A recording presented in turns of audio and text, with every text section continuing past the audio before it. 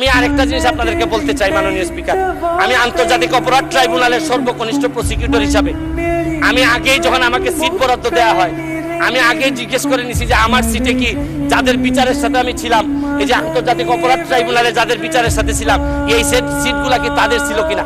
আমি নিশ্চিত হয়েছি যে এই সিটগুলাতে ওনারা ছিলেন না, কারণ আমি বিশ্বাস করি আন্তর্জাতিক অপরাধ ট্রাইব্যুনালের প্রসিকিউটর হিসাবে আমি কোনো যুদ্ধাপরাধীদের সিটে বসতে পারি না মাননীয় স্পিকার। আমাকে বলছে রাজাকার।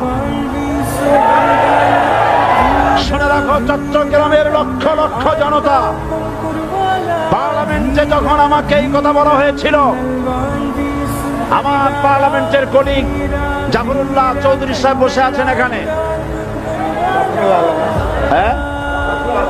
জাফরুল ইসলাম চৌধুরী বসে আছেন পাশে, প্রধানমন্ত্রী সুদ্ধা, অন্তত 3 শতাধিক পার্লামেন্টের সম্মানিত সদস্যরা সেদিন বসা।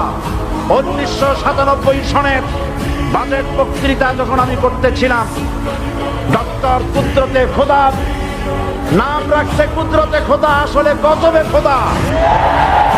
এই লোকটি নাস্তিক, ইসলামের চূড়ান্ত দুশমন। তার প্রণীত শিক্ষা ব্যবস্থা যখন সমালোচনা করছিলাম, ট্রেজারি বেঞ্চ থেকে আমাকে বলা হলো রাজাকার। আমি আমার সমস্ত শক্তি একত্রিত করে বলেছিলাম শুধুমাত্র হিন্দুস্তানের রাজাকারেরাই আমাকে রাজাকার বলতে পারে। আমি বলেছিলাম 1973 সন পর্যন্ত আমি বাংলাদেশের কোন রাজনৈতিক দলের নেতা এবং কর্মী ছিলাম না। আমি রাজাকার নই। আমাকে রাজাকার বলে যদি তাকে অপমান করতে না পারে 10 কোটি টাকার মানহানি মামলা দায়ের করব।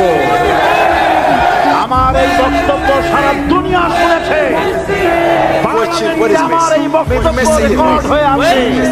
সেদিন 3 শতাধিক পার্লামেন্ট মেম্বারের কেউ আমার চ্যালেঞ্জ গ্রহণ করেন নাই। যে কোনো ব্যক্তি পার্লামেন্টে গিয়ে আমার বক্তৃতা দেখে আসতে পারেন। এরপরে 1997 সনের 7ই অক্টোবর দৈনিক জনকণ্ঠ পত্রিকা যখন আমার বিরুদ্ধে লিখলো, সেই পত্রিকায় সাইদির ওপেন চ্যালেঞ্জ 8ম পাতা, 1997 7ই অক্টোবর, এত বড় 2 কলমে হেডিং। সেখানে আমি বলেছি বাংলাদেশের সকল সাংবাদিক, গোয়েন্দা বিভাগ, বাংলাদেশের সকল বুদ্ধিজীবীকে আমি আমার পিরোজপুরে আমন্ত্রণ করছি। আমার উপস্থিতিতে যদি প্রমাণ করতে পারে বাংলাদেশের স্বাধীনতা যুদ্ধের বিরুদ্ধে আমার কোন ভূমিকা ছিল, সজ্ঞানে স্বেচ্ছায় জাতীয় সংসদের সদস্য পদ থেকে পদত্যাগ করব।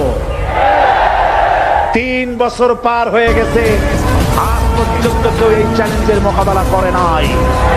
সুতরাং আমাকে যারা রাজাকার বলবে তারা পিতৃ পরিচয়হীন অবৈধ সন্তান। 1971 সনে, শোনো মুসলমানেরা, 1971 সনের কোন কাদা সাইদির গায়ে লাগে নাই।